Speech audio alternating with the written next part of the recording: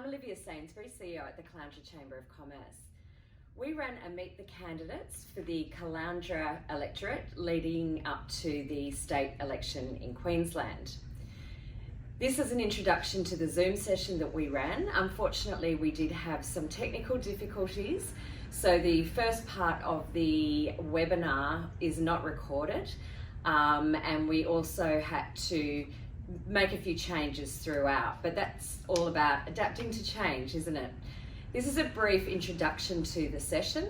We had candidates from the Labor Party was Jason Hunt, from the Liberal National Party was Stuart Coward, Pauline Hanson's One Nation Luke Poland was an apology, the Greens Raylene Ellis joined us, Independent Whig Party Mike Jessup joined us, and Trevor Gray from Clive Palmer's United Australia Party was an apology. At the beginning of the session, we outlined the format. Each of the candidates were allowed to provide a 3-minute introduction and overview of the platform of which they were representing from a business and local economy perspective. Then we had 50 minutes of facilitated questions. These were questions received by the Chamber prior to the event and during the event, and these were facilitated by Kendall Morton, who is on the Caloundra Chamber's Management Committee. At the end of the session, we've got a 2-minute close from each of the candidates who participated. So we hope you enjoy this Zoom session. Now I'm going to introduce the first candidate who is going to provide their 3-minute introduction, and that is Jason Hunt from the Labor Party. Working in interoperable ways for the broader benefit of the local community.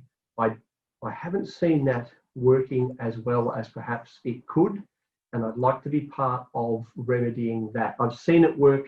Generally, we nail 2 out of 3, but I'd really like to see 3 out of 3 going forward, and you know, putting the partisan stuff to one side for the benefit of the broader community and the business community.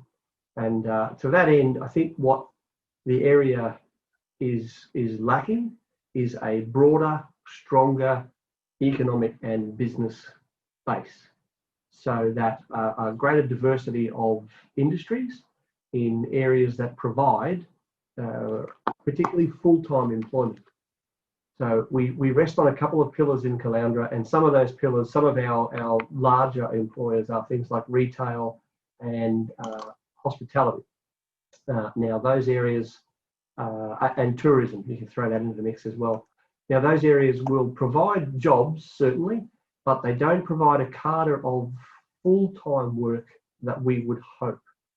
So, and they also tend to be quite fragile industries, in as much as when there are economic headwinds, state, federal, international, they tend to be the first sectors into decline, and they can quite often be the last sectors to recover. So I think I'd like to continue these bringing forward of these infrastructure projects, because these infrastructure bills are job creators and job providers. So even things that you don't think of necessarily. So that the 3 new schools down in Caloundra South, the staff that work at those schools will be collecting, as a rule, full-time wages, and they will be funneling those wages hopefully into the tills of the small business community. And that is an example of where I'm going, and I've been given the red flag, and that's it from me. Thank you very much. Excellent.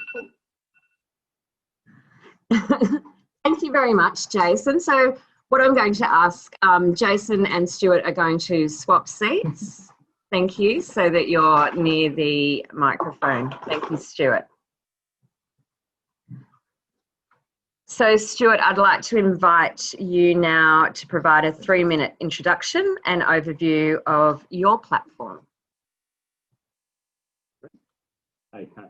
As an owner of 4 small businesses that I've started here on the Sunshine Coast, from the beginning and built them up to award-winning before I actually sold them, I'm acutely aware of the importance of supportive government and small business.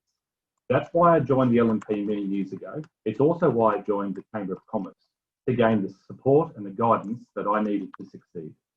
This election is about the economic plan to get Queensland out of a recession.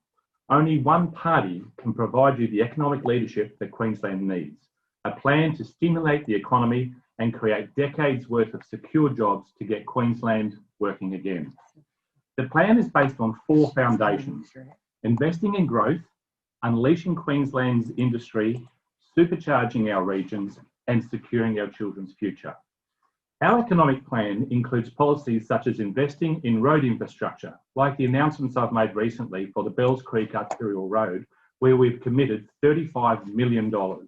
Rectification of the Nicklin Way roundabout to bus congestion on Caloundra Road, that's $15 million committed. Building the drought-busting new Bradford scheme and building dams to improve our water and food security. No new taxes to support private sector investment. We're expecting a population growth of over 2 million within Southeast Queensland region, and this comes with some exciting opportunities.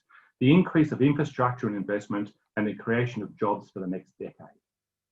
Fast-tracking major projects like Bruce Highway and the duplication of the rail. I'm committed to developing local tourism and local industry with a guarantee of no new taxes. We need a strong representation to gain the share of the marketing spend to our tourism sector by working closely with all 3 levels of government. We need to encourage greater industry diversity and greater employment opportunities like manufacturing. This last couple of weeks, we've celebrated the 20-year celebration of Aussie Off-Road Campers here in Caloundra, and we also need to support businesses like Woodlands Poultry in Beerwah, where they employ hundreds of people. We also need firm commitments from a government that is invested in Caloundra, and my commitments so far have been the Caloundra City Private School, $200,000, Caloundra AFL and Little Athletics, $120,000, Caloundra State Primary School, $600,000, the Baringa CCTV cameras and lighting for safer community, $200,000, Beerwah Sports Grounds, $103,000, the Caloundra Cricket Club at $250,000, and just this morning we've announced $1.8 million to establish a water police station in Pumicestone Passage, with more announcements to make. These are just some of the examples that you'll get from myself and an LNP government if I'm elected on the 31st of October. Thank you. Well done. Thank you. I'm just going to swing this around here. Excellent. So thank you very much, Stuart. Well done. So what I'm going to do now is, Mike, I'm going to ask you to do your 3 minutes, and Kendall is going to be here with a timer, so we'll give you a 10-second warning. And we've just got you on mute. Excellent. You got me there? Yep. Thanks, Mike. Okay, sweet. There you go. Thank you very much for having me. Yeah, I'm a local businessman and boat builder with experience in electronics manufacture. Before that, it's me that invented the smartphone, not Steve Jobs. That's it. I'm educated at Portsmouth University, the Polytechnic in UK, and North Staffordshire University. I work for IBM UK as a computer network analyst, and putting up 18,000 employees online, and then for the UK Post Office, 450,000 employees for them. And I've got extensive experience in the international macro and business environment, as well as being a successful businessman. I bring hands-on experience as a manufacturer, so lacking in today's, I hate to say it, school teacher, government worker. We've got a correctional officer and I don't know, whatever Stuart did, both government workers, unfortunately, which is far too overrepresented in Parliament, in my opinion. We really do have to replace the professional politician whose oversight and demise of our economy is plain to see. Now, this will be my seventh shot at election. Basically, you know, I just can't stop myself. I've got it. I now understand why Abraham Lincoln and his passion and motivation, who stood 8 times prior to his election, experience at I've got various experience at, you know, treasurer of the student union, And I've elected to, what have we got? Parish council and school council. Meriden, I've been on the committees of the rugby and the cricket club, you know, all that sort of thing. And I even used to play for both Caloundra and Caloundra Rugby Union. So basically that's a little about me anyway. So now on the, this is the preparations right on the Whig Party website. So go along and have a look at that. Punch magazine, issue number 85.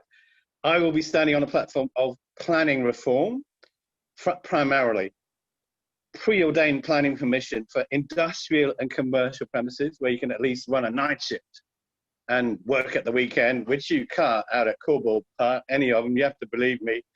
You got the area size of a small town. You can't use it for manufacturing. You can't. That's it. It's a joke.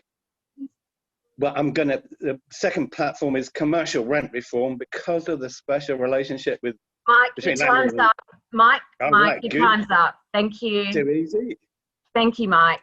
Can I just say to all candidates and attendees, all of us, this discussion is a facilitated discussion, and we want to keep it at an intelligent and a respectful level.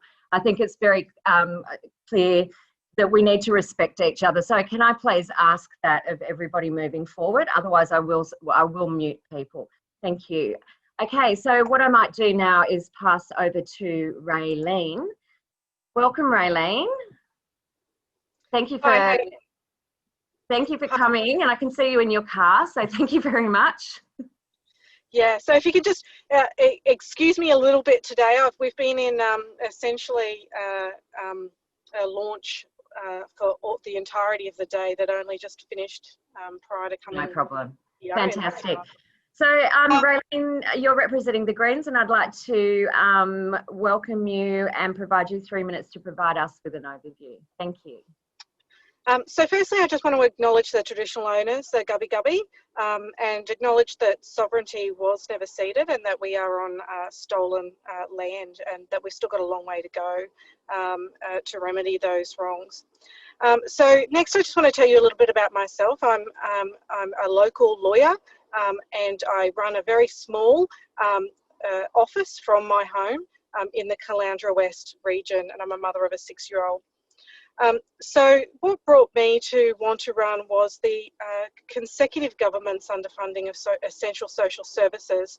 I watched my mother traverse through our failed aged care system, and essential services just should never be privatised.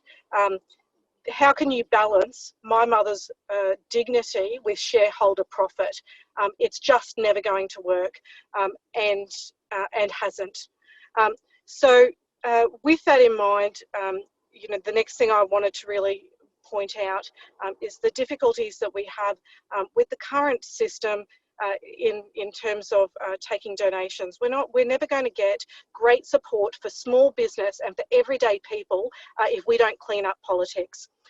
So both the major political parties take significant amounts of donations from a variety of organisations, and when they do that, you just simply can't have them making best decisions for everyday people.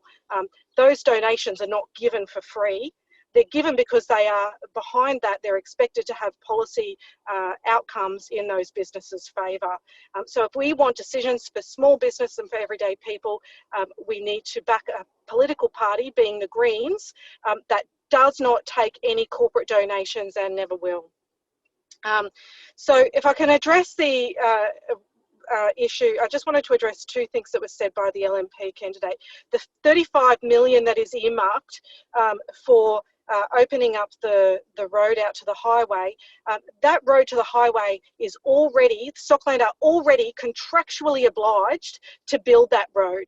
That 35 million is essentially welfare to the rich. That 35 million is money that is being paid just to get them to build it earlier. That is 35 million that could go to help small business and everyday Caloundra people, and instead is going to be going into the coffers of Stockland. it's an issue. We may want to ask why it was ever approved, that plan to have this huge community with only 2 roads in and out, with the main opening to the highway not being required to be developed until 2035. But regardless, I don't think that throwing 35 million to Stockland is the way to go about it. I should also say that there is a huge payment, commitment by the parties to schools by $5 billion. Raylene? Okay, can I finally just say the Greens are committing 8.1 billion to schools in. We're going to have to stop you there, Raylene. Thank you so much. Appreciate it. Fantastic. Okay, so I've just had an apology from Luke Poland. So he won't be joining us tonight, from Pauline Hanson's One Nation. So what I'll do now is I'll hand over to Kendall, and we will go through. So we've got some questions, quite a few questions that have been sent in, and we've got quite a few questions coming up online as well. So Kendall, I'll throw to you. So our first question tonight has been sent in from Jenny Broderick, who is the president of the Glasshouse Chamber of Commerce.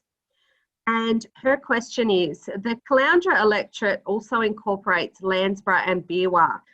How will those on the other side of the highway benefit from your election?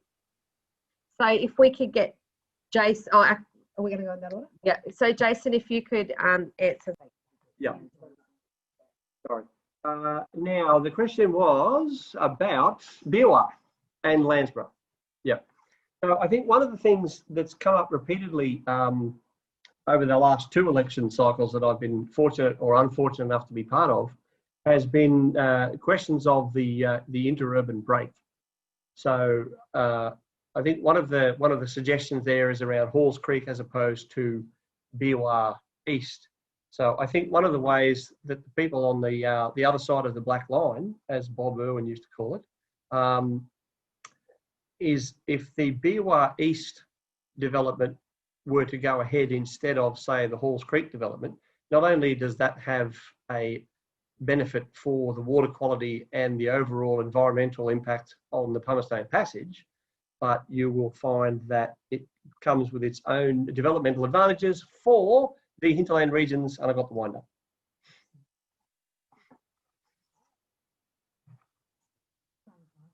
Hi, folks. I hope you can hear me. Anyone else? No? Hello, can you hear me? Can you give me a thumbs up if you can hear me, please? Yep, good. Thanks, Ray. Alrighty. So yeah, my response is Beerwah. We have committed $103,000 per Beerwah Sports Club that will help a number of different community groups, both in the sporting fields, the community kitchens, and also the pony clubs. So we're trying to support as many local organisations there as possible. In Beerwah also, with the connection of the arterial road into Roy's Road, that'll give people that live in Beerwah direct access into Aura, which is an emerging city, also into Caloundra, which will make it safer and quicker for people to travel and get off that dangerous Steve Irwin Way. As far as Landsborough is concerned, we're investigating the overrail passes, the rail overpasses, and we're in consultation at the moment with government and committees to actually get that done. Yeah, I most certainly will. I go bush and mountain walking around Gungan and Tibbegargan, all around there. So I'm fully familiar with the area, especially around Beerwah. Mike Jessup, Independent Whig Party, we will implement planning reform so that you can actually operate a business, you know, and have preordained planning permission for, you know, industrial and commercial premises, which I know you're short of in Caloundra as you are in Beerwah. I know that for a fact. We will also regulate commercial rents. You know, and most inflationary factor in the economy is greedy little landlords putting the rent up whenever they can. So we're actually going to regulate that, and I will go into that. You can see it on the Whig Party website. Have a look. Primarily, we will do local sourcing of every good gift, good and service in Queensland. None of this. Stop trading with China. That has got to happen. This is the revolution, basically. Hey, Raylene. Okay, I think one of the exciting announcements that the Greens have just made today is in relation to transport, which I think is going to help everyone out by putting extra money back in everyone's pockets that they can then spend on small business around the area. So the Greens have announced today free public transport across the state. So at the moment we spend 71 million just to operate the ticketing system over 3 years. Well, we only make 60 million on tickets. So we think that by providing free public transport, that is going to be a benefit to everyone. And a part of that is that there is going to be fast trains that take 45 minutes for people to travel from the Sunshine Coast down to Brisbane and the Gold Coast, and also up to Toowoomba. So of course, that's going to provide some people who need to travel back and forth from Brisbane that opportunity. Of course, we're also investing. Yeah, that's all, thanks.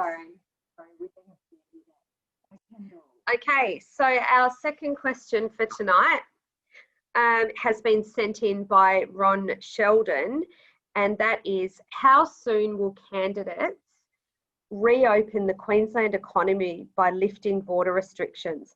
What are your specific plans to bring down the escalating debt and create more jobs?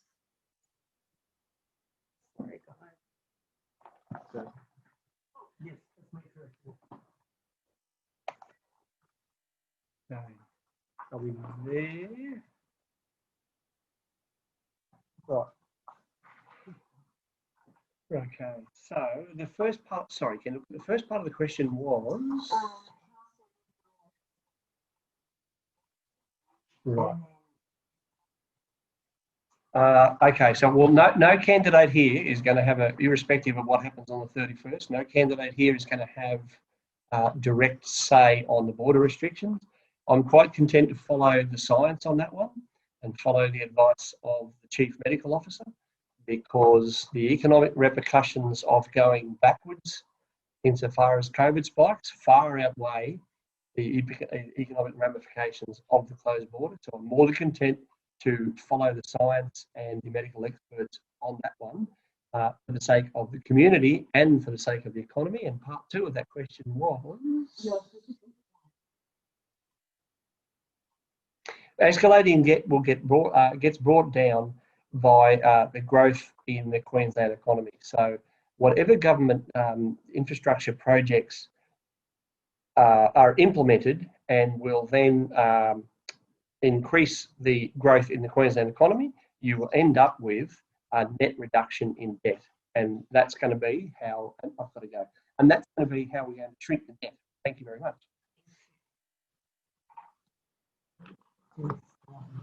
Right. Hello. Oh, no. Oh. Am I on? I'm up. No. Oh, next month, sorry. I'm up.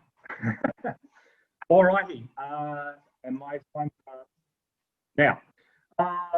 Yes, definitely agree that the LNP admits to the strength of... Can't hear you. Can anyone else hear me? I can Hello? see you. You need to be a bit... can see you, but can't hear you very well. What's it? Is it?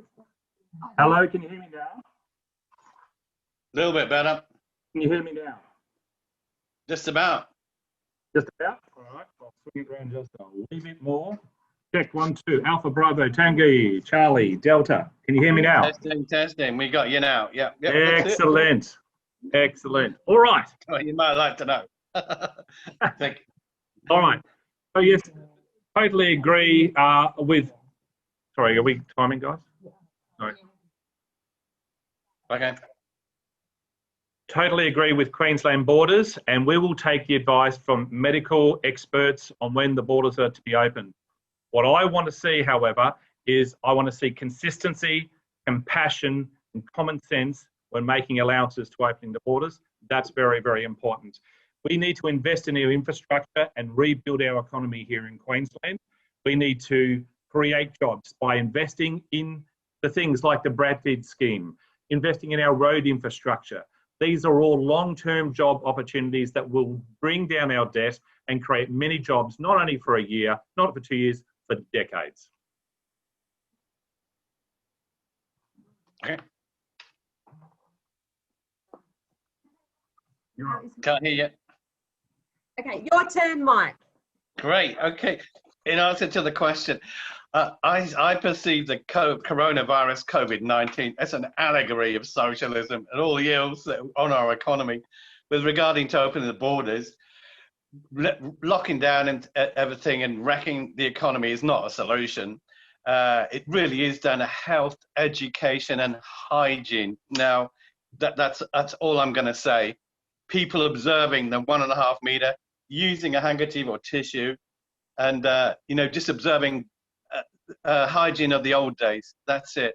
As far as reopening the economy goes, it really is all you got to do. So, regarding the escalating debt, there's no doubt whatsoever. It's our taxation system. The tax reform is the only way forward.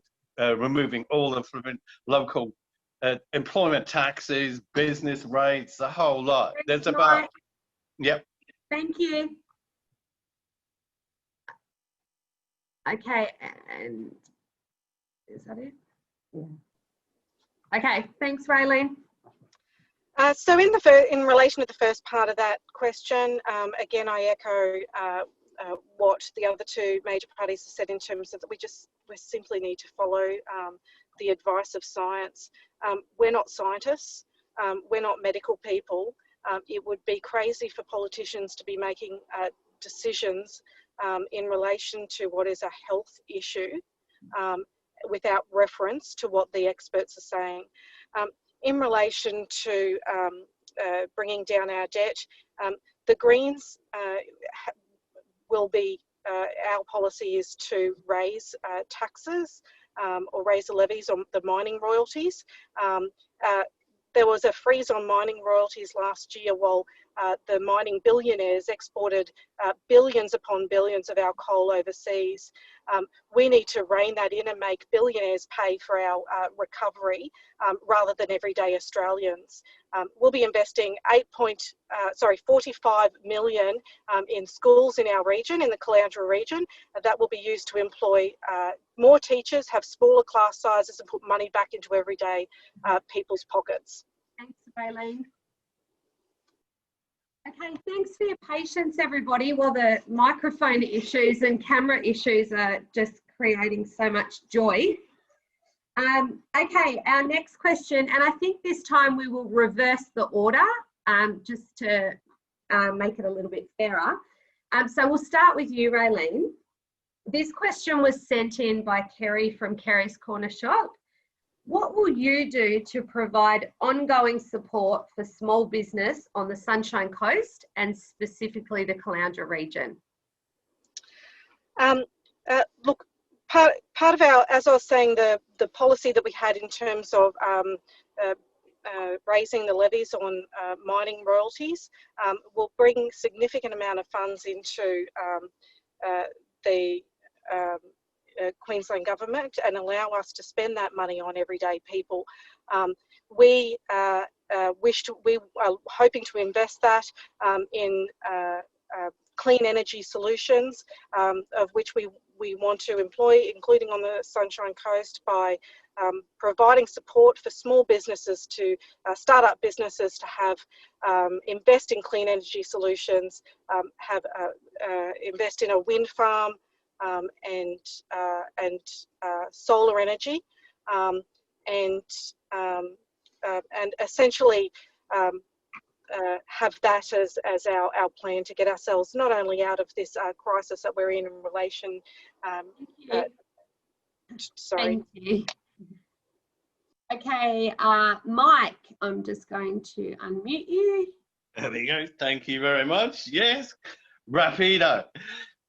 Basically, yeah, no doubt at all. I would definitely, that's primarily my motivation for standing as a candidate for, regenerating wealth and taxation generation local businesses on the Sunshine Coast and in general, and Queensland, of course, and Caloundra in particular, I will continue with that commercial rent reform. So as the most inflationary factor to small business, most punitive, biggest cost you got, basically, I will definitely put in local sourcing of gifts, goods and services, stop trading with China, not Palaszczuk, outsourcing absolutely everything there. 60% of the budget goes on their wages and salaries. Let's spend the rest of it getting stuff in from abroad. I will abolition of business rates and land tax as well, because these are the primary enabling factors. Thank you very much.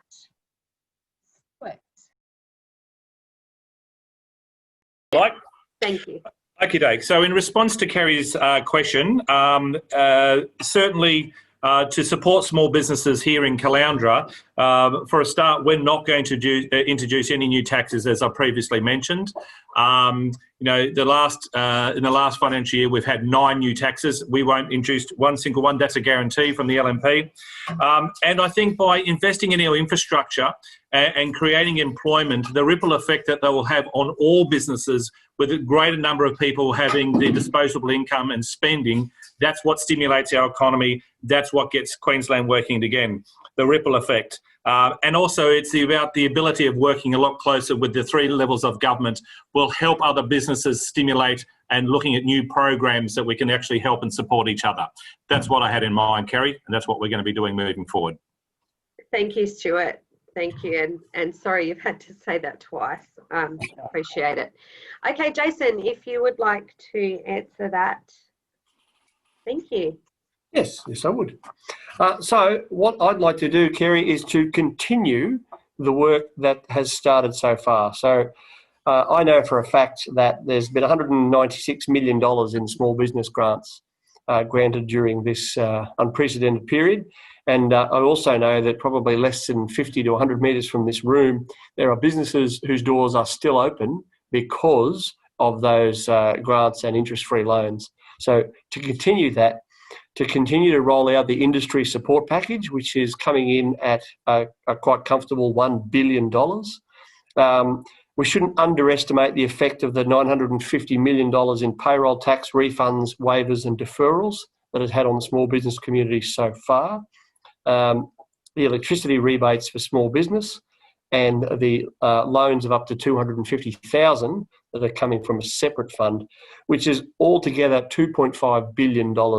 So I'd like to continue that and build on it. And I'd like to see a more active approach to the business community from the local members, because I think that that has been lacking in the last, I'd go so far as to say 20 to 30 years in Caloundra, a proactive approach that demonstrates effort. Jason. Thank you. Thank you very much. Okay, let's move on with an issue that seems to come up a lot during conversation with people that live in this electorate, and that is a question sent in by Charles Hodgson.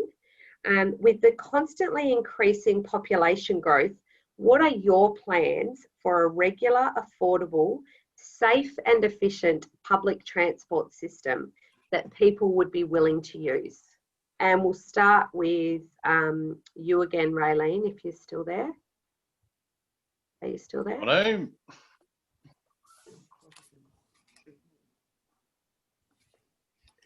Sorry, yes, I'm here. Sorry about that. I'd switched pages and then I couldn't find the page to take it off the camera while you were down, because I thought I'd use that as an opportunity to drive 5 more minutes home so that I don't get home at midnight. So, so the question was public transport, is that correct? Okay, so as I said earlier, the Queensland Greens today have announced their public transport policy, which is free public transport statewide, and I think that's really positive in putting money back in everyday families' pockets that they can then spend in the local community. Of course, we need to get people off the road and we need to get people onto public transport, and we need a solution to the public transport problem that we have on the Sunshine Coast. So I think what's really important is that we work with the local council in order to secure a plan that fits to everyone. We've got the Comcost corridor that has been earmarked for public transport for a decade or more. We need to help council make a decision, invest in that decision, and get good public transport for the Sunshine Coast that's free for everyone. Thanks, Raylene. Very nice. Okay, Mike. Thank you. Yes. Increase in population, regular, affordable, safe, efficient public transport. Oh, yeah. We've got the bus service now, which is very good indeed. I will actually personally put in digital signboards so you can see, a bit like the London Underground, I don't know, you can see the next bus is going to come like 2 minutes, 5 minutes, that sort of thing, where it's going from. You know where the bus is going to come, you'll take it, and they'll also have that available online as well, so you know people can plan their journey immediately. So that'll be the first thing I'll do. It really will. That's really all, as much you got to do. It's no use holding our breath for the Liberals with the railway. We've been hearing about this for the last 20 years. Nothing has happened at all. And we're not even linked up to Brisbane or anywhere else by rail. So I'll make that happen straight away. Basically, Caloundra will have its own light railway done. So you'll be able to go out and... Thanks, Mike. Thank you very much. We must be up to Stuart. Come on. Here we are. Okay, thank you very much. Look, one of the difficult things about being in opposition is not having access to the purse strings. And the LNP over the last 30 years have been in opposition 25 out of the last 30 years.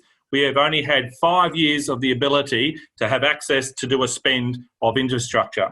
The Camcos rail station has been talked about when I was a wee boy here at school, at Caloundra High School, and we still haven't seen any progress there. And I think a lot of the problems that we're having is the inability for governments to work together. And I know that we, LNP, have been pushing for a long time now to get rail up and running and the infrastructure put in place, but when you don't have the cooperation from a state government because they're of a different gender or a different colour, basically we don't move forward. The sooner we have the ducks line up, the sooner we have more people, the blue that runs all the way through, we'll actually start seeing the infrastructure spend in this region. Public transport has to be reliable, it has to be consistent, and from my perspective, it needs some serious investigation. I'm all about light rail. I'm interested.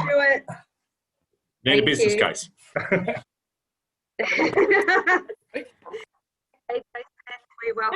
We welcome you. You two are really, you've got this down pat. Oh, the wheelie thing. Yeah. Stage left, stage right. Very, very smooth. Okay, so firstly, look, part of the difficulty we have on the Sunshine Coast was alluded to by some of the former speakers, in that we consistently elect opposition MPs. And while ever we continue to do that, we will continue to struggle, because what we need are MPs who are part of the parties that generally form government. That has not worked in our best interest. What we need is an integrated transport plan, but what we end up doing is talking about these things piecemeal. So we talk about rail, bus and road as though they are separate components instead of being what they need to be, which is an integrated part of an overall transport plan. So the upgrades that the Palaszczuk Labor government has done to, or is in the process of doing, to the Landsborough station, that is part of that. The increased bus services that are coming in from Palmview, Pelican Waters and Glenview that were announced about 2 weeks ago, that is part of that. And the expansion of the roads on the Bruce Highway from Caboolture up to the Steve Irwin Way, that is also part of that.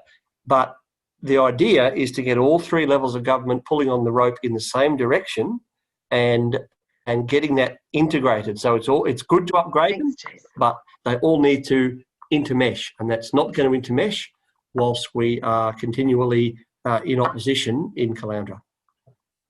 Thank you very much, Jason. Now, we'd just like to invite Justin. Justin has a few questions on the chat panel. Sent one in for us. So we thought, Justin, if you're happy, if you'd like to ask a question. Yeah, I guess there's a couple of things that I'm really passionate about, and that's the I've listed a whole lot of questions there, but I guess the Caloundra CBD is something that's a bit of a sticking point for me, and I'd like to know a little bit more about what the candidates are going to do to promote the Caloundra CBD, and especially fill stores on Bullcock Street and support the Caloundra Chamber of Commerce in all that they're trying to do there. So go for it. Okay, Any so takers? we might go backwards in the other order again now, if that's okay. So Jason, are you? Oh, hello. Yes. Yeah. Wait 1 minute. There we go. Well done. Thank you. Thank you. I'm here all week. Try the veal. Thank you, Justin. So some years ago, I was asked to join as a foundation member of the Caloundra Business Alliance. Now, the Business Alliance is a group of, as you'd be aware, Justin, is a group that operates in the Caloundra CBD. It started off being Bullcock, then it was Ormoz and Minchinton, and it's now the greatest CBD, and even some businesses that aren't. So I came on board as a foundation member of that, and I have worked, with that group quite consistently and quite tirelessly in any capacity they want me to. So I am liaising with them now as obviously the candidate. In the past, I have worked with them to promote the main street. I have worked with them with their functions, their radio contest, all that sorts of thing, because I started door knocking the main street in 2015, and I got to know these people. And what occurred to me then was that every business in the main street is a family.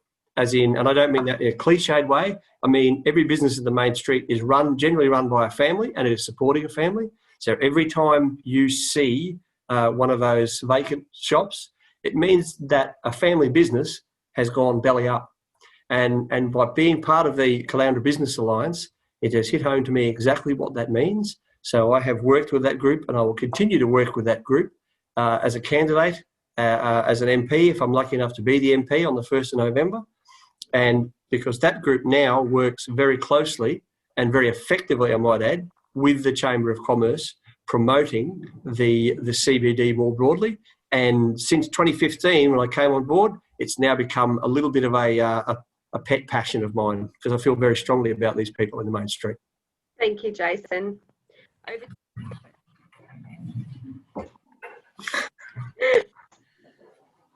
All right. So, Justin, great question, mate. And it actually disturbs me every day when I drive up the main street. When I was a schoolboy here at Caloundra High, the main street of Caloundra was the central hustle and bustle, and every shop was filled and everyone was doing extremely well.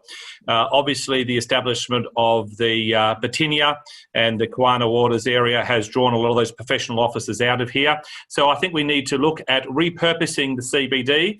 And I have been on the Caloundra Chamber of Commerce executive and been a member for a long period of time.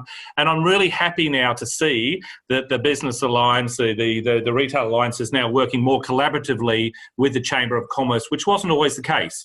And I think that collaboration is the key.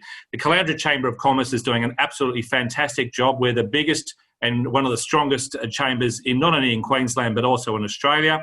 And I think that more collaboration, working together.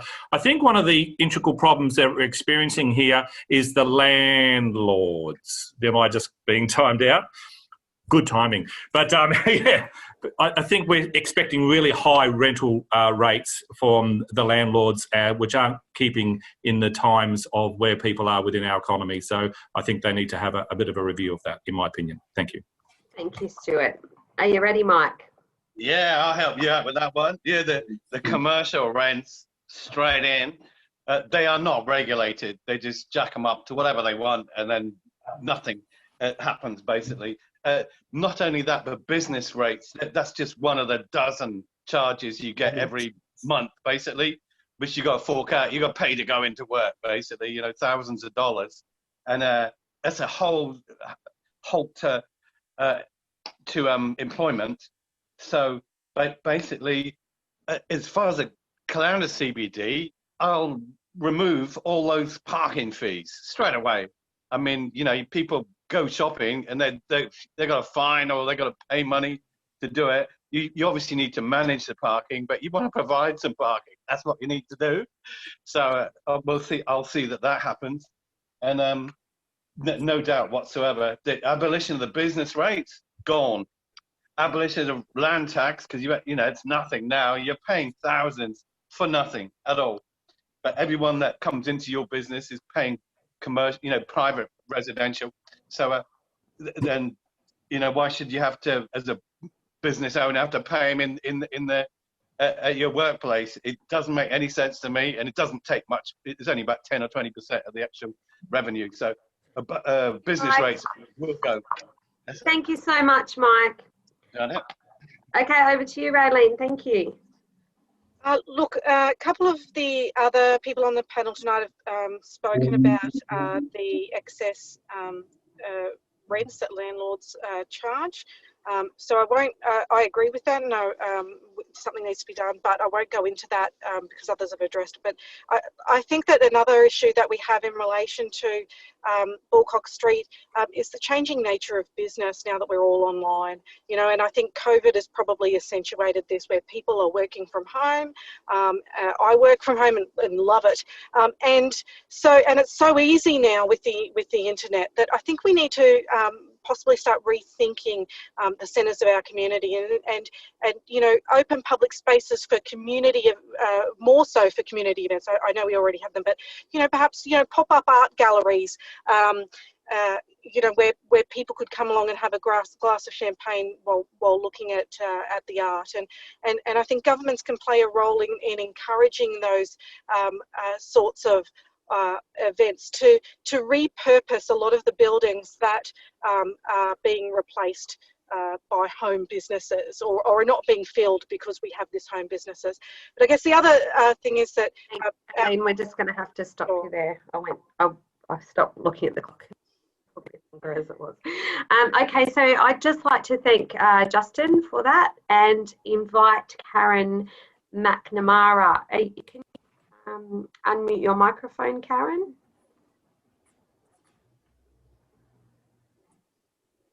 Karen? You got to hit the microphone. Yeah, okay, so just if we know that Karen's still there, but just in case she doesn't have a microphone, where did she put her head?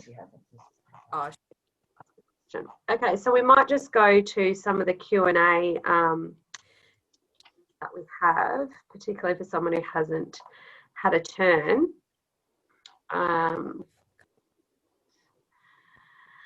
Okay, so this is a question from Christine.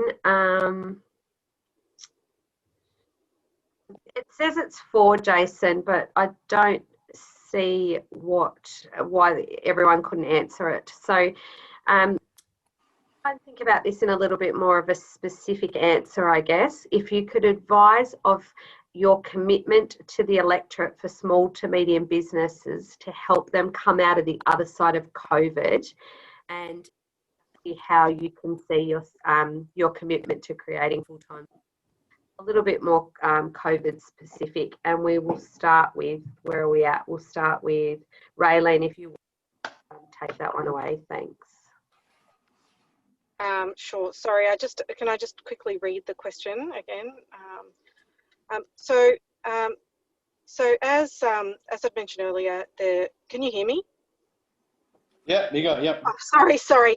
I hadn't pressed unmute. So as I said earlier, the Greens' plan is to make the multi-billionaires, the mining corps, pay for our recovery by imposing a 35% levy on them, and then that money is going to be available for small projects in the local community.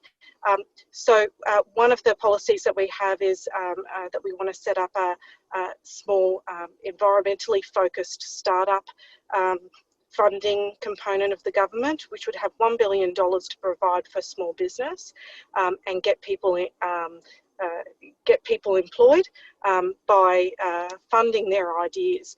The other thing is that we want to put on thousands more doctors and nurses, which of course the Sunshine Coast and our electorate will get the benefit from at the Sunshine Coast University Hospital, and our our 8.1 billion in school funding will provide substantially more teachers in our schools. Thanks, Raylene.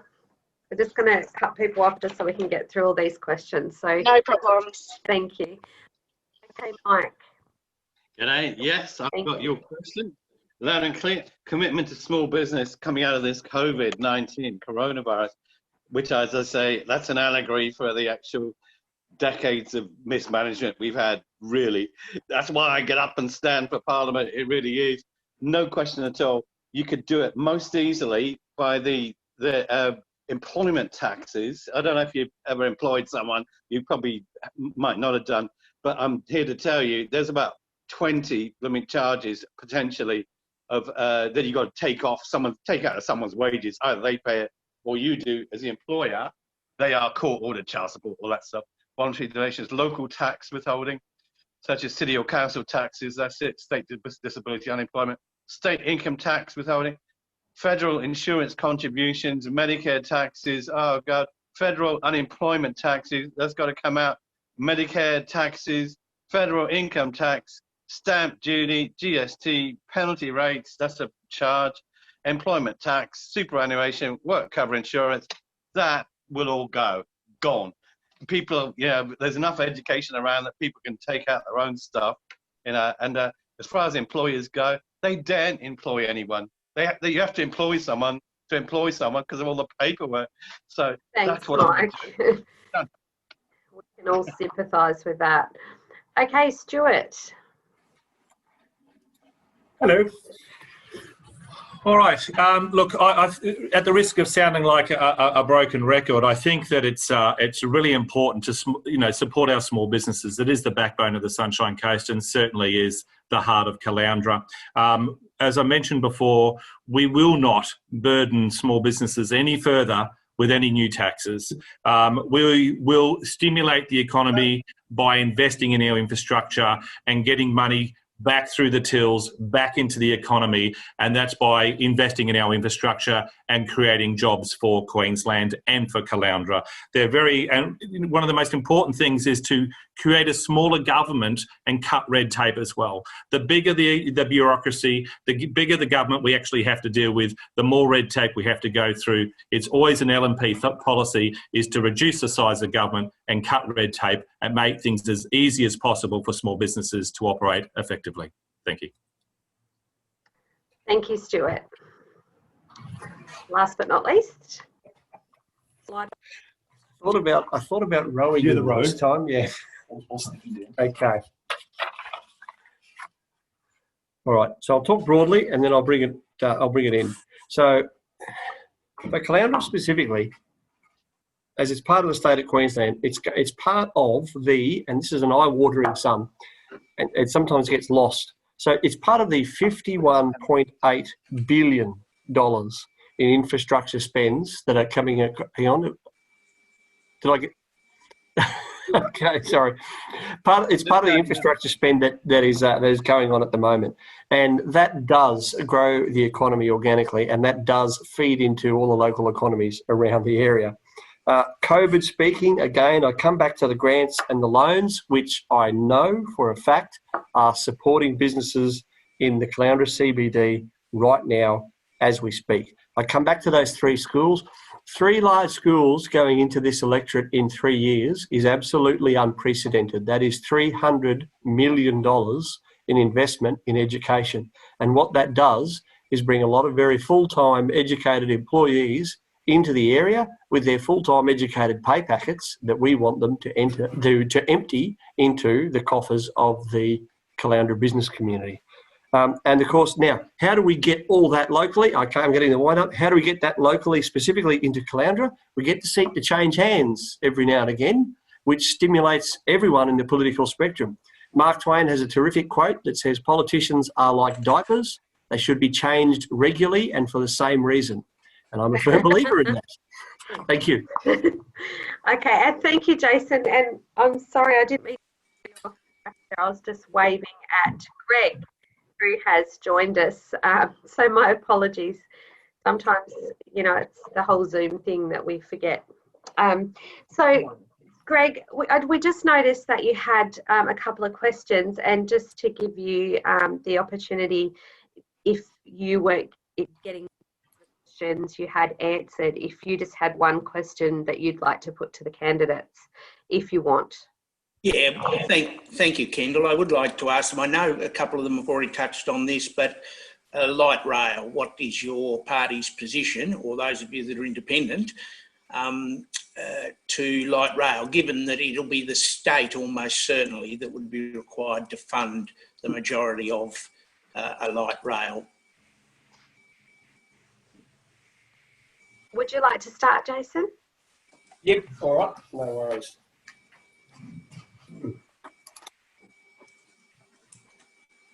Sorry, Greg.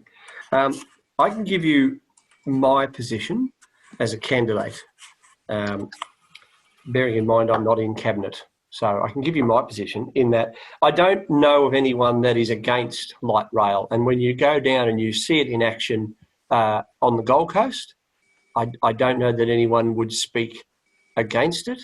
I would like to see, because it's going to cost a reasonably huge sum of money. And I would disagree, Greg, in as much as the state government will be putting up some of the money, but it's going to be such a large sum of money into the multiple billions that we would want to see a business case study done. And then it would almost certainly require all three levels of government to cooperate and shoulder that. So is it a good idea? Absolutely. Would I work towards helping achieve it? Absolutely. But it is such an astronomical sum of money that it is actually going to require all three levels of government. Does that answer your question, Greg? I hope so, because I've got the wind up. Thank you, Jason. Stuart? Yeah, I think the consensus is quite common there. I look at the Gold Coast's model that's currently rolling out at the moment and the population down there, and the Gold Coast City Council still underwrites and tops up a shortfall of the light rail down there to the tune of $75,000 a year. And I would also want to see an appropriate business case study done to look at the viability and how this will actually work. And as Jason said, it is a massive infrastructure. It does need a level of support, but I'd really need to be convinced through a case study that it is a viable project. Thank you. Thanks, Stuart. Mike? Oh yeah, well, unfortunately, yes, it's all a bit late. I'm afraid that Labour and Liberal have let us down yet again, as they have done for decades, frankly. There's so much built up area now, you know, it's going to be 20 years ago, you could have done it, no problem. Now it's like, forget it. What you need to do is, rail has always struck me as a slightly inflexible form of transport for a number of reasons, and which I think won't go into. However, it does have its applications if it's planned for. But having planned it, you have to act upon it. So that none of that has happened. The best bet would be a sort of semi-tram bus service, you know, just from Landsborough. They're talking about 75,000 subsidy for the Gold Coast. That's nothing at all, basically. That's probably about, 4 bus drivers, probably. That's it. What you need to do is just set up a tram-like bus service to extend it into Caloundra. That's all you need to do, really. So, to get it, Thanks, Mike. we're talking about Caloundra. Thank you very much. And lastly, certainly not least, Raylene.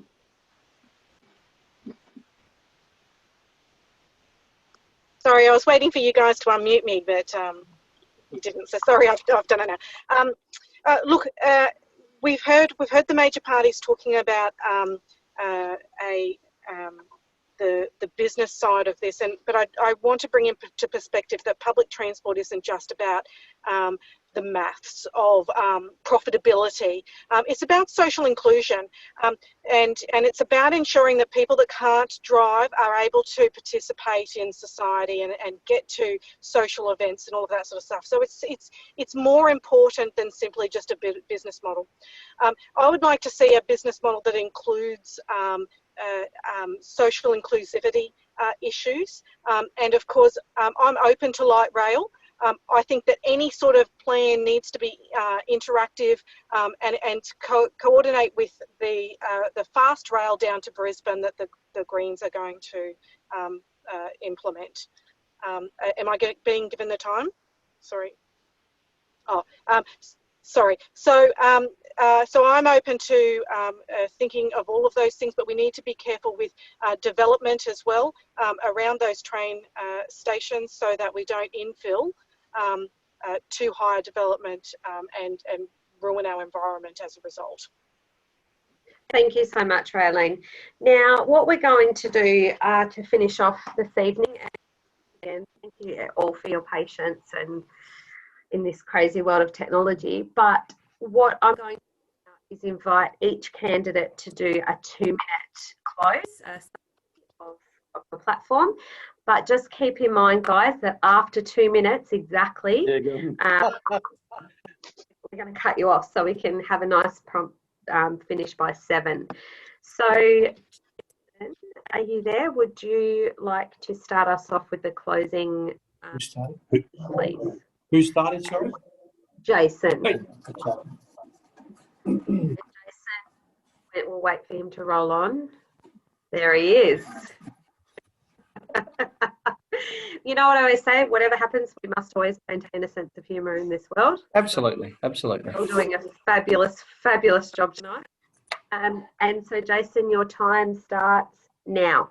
Okay, so thank you very much for the invite. Thank you for the opportunity to speak tonight. I think it's been very useful. In closing, I'm gonna have to get a little bit partisan. So the difficulty that we have had in Caloundra year on, year out, is that we can talk about pledges and we can talk about objectives and our aims and where we would like to see Caloundra in future years, but we have unfortunately had the habit of training an entire generation on the Sunshine Coast more broadly of opposition MPs. And when we didn't have opposition MPs, when we had essentially cabinet members from start to finish on the Sunshine Coast, from the top right down to the bottom, there was no great shift. So all of the things that had been a massive priority in opposition up to 2012 never got acted on. And then they became a massive priority pretty much in February 2015 again. So we've had MPs with a set of priorities that they have not been able to act on from opposition, and that when they did get the opportunity to act on them in government, did not. And the next term is 4 years long. So if we are to break that cycle, and we must break it, it's going to be hopefully at this next election, so that we can never again see a press conference on the side of Caloundra Road saying, gee whiz, this road's not really good, someone should do something about it, when a particular party has had responsibility for the road in government and in opposition for over 100 years. And thanks for watching. Thanks, Kendall. Cheers. Thank you so much, Jason, and thank you for joining us tonight. Thank you. From the LNP to give his final remarks for us this evening. And Stuart, your time starts now. The LNP will establish an economic recovery agency, which will be headed by a coordinator general to kickstart and stimulate the projects across the state and create jobs. Queensland want a plan to stimulate the economy and provide decades worth of jobs, and that's what the LNP will deliver. Coronavirus has dealt Queensland the biggest economic blow within a century, greater than any fire, flood or cyclone we've ever seen before. A coordinated economic restructure is needed to drag Queensland out of this recession and create jobs. Just like how a reconstruction authority takes charge in a disaster, the LNP Economic Recovery Agency will be Queensland's economic reconstruction. Instead of building damaged infrastructure and after a disaster, the LNP will deliver the new Bradford scheme and build new dams, new roads and stimulate our economy. The Economic Recovery Agency Department is going to be our Department of Grunt for our economy. The LNP government and its Economic Recovery Agency in its first 100 days will deliver a plan to coordinate and deliver a full budget with a full plan, delivering the new Bradford scheme, establishing Queensland's dam companies to progress 5 new dams and fixing the disastrous Paradise Dam utilising international experts. And an immediate audit of stalled major projects and fast-tracking approvals across all levels of government, and issuing tender documents of $1 billion to South East Queensland to bus congestion and infrastructure packages. Implementing the Queensland investment partnerships to secure the $1 billion of private sector investment, and reducing water prices of some water irrigations from almost 20%. Establishing a skills council and also putting air conditioning in every single classroom and fast tracking. More of the same, or let's get Queensland working again. Thanks very much, Stuart. Now we will ask Mike Jessup from the Independent Whig Party. You got it. Yes, please do vote. Your time starts now. Yes, please do vote for Mike Jessup, Independent. I think you don't have to be Albert Einstein to know doing the same thing over and over again, i.e. voting for Labour or Liberal or anyone else, expecting a different result. Please don't. Suspend your disbelief. Anastasia Palaszczuk has shown her commitment to Queensland in general and Caloundra in particular by combining the outsourcing the electoral role, rigged election results, display software to a Chinese Communist Party software house, compromising our privacy, our confidentiality, at the same time to a hostile foreign power. That is her last act in government, which summarises the whole thing. I will deliver to you planning reform, commercial rent reform, local sourcing of gifts, goods and services, and stop trading with China. Done. With abolition, they talk about not introducing any taxes. I'm going to start whittling them right down. Abolition of business rates, land tax, user pays government charges, all those go. And then you'll actually have some motivated entrepreneurs to employ people. The private sector employs 95%, not 50%, 95%, because we pay for the actual government lot, who are 51% of the workforce. The poor private sector is probably reduced now. 49%. We employ 95% of the population. You have got to do something to facilitate that. And that is exactly what I am going to do. Please, please do vote for me. It is take it while it's on offer. You will not be disappointed. Please do vote for me at this election. I will serve you faithfully. Excellent. Perfect timing, Mike. And our last candidate for tonight, Raylene, if you would like, from the Greens, if you would like to give us your closing remarks. Thank you. So one of the things that we heard from the LNP candidate tonight was that LNP are about small government. I'd just like to, everyone might want to be reminded about the Newman government and the government cuts to employment that was devastating to Queensland. That is something we do not want to see again, and especially at this time in COVID where people are doing it tough. And it seems that our LNP candidate is foreshadowing government cuts and employment left, right and centre, just as Newman did when he was in government. I agree with Mike Jessup in one thing. Voting for the same two parties time and again and thinking there are no other options is never going to give us a better outcome.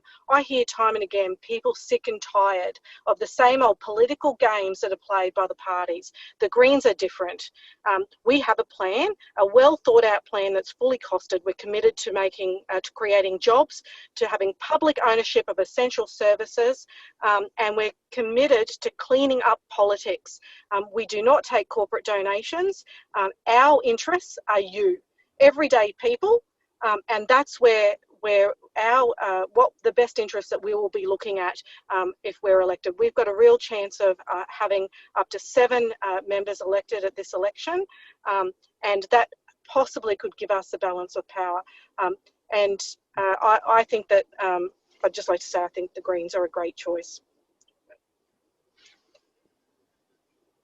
Thank you so much, Raylene. Okay, so just in closing tonight, everybody, thank you so much to our Thank you. It's easy in a forum like this to, like to really showcase yourself and your policies all the time, and your patience and attitude has been amazing while we struggle through a few tech issues. There is a face-to-face Meet the Candidates forum that's being hosted by the Glasshouse Country Chamber of Commerce. That is on the 7th of October at 5:30 p.m. It could possibly go a little bit better than what tonight went. So what we're saying is that it can't be worse. So that would be your opportunity to go on candidates face-to-face, and you can register on the Glasshouse Country Chamber website. So we encourage everyone to do that.